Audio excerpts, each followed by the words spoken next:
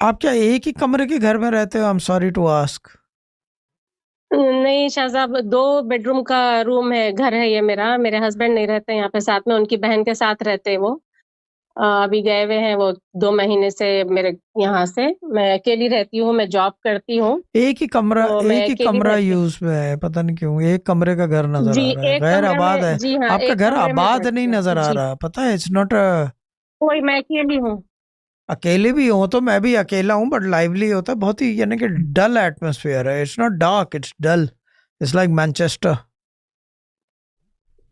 क्यों? पता नहीं। 2 बेडरूम का है ये, एक और रूम घर का में नंबर? बैठ।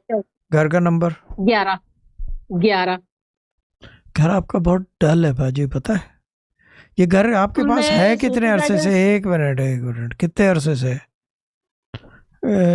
हिसार बंधवा लो इनके घर में, पता है।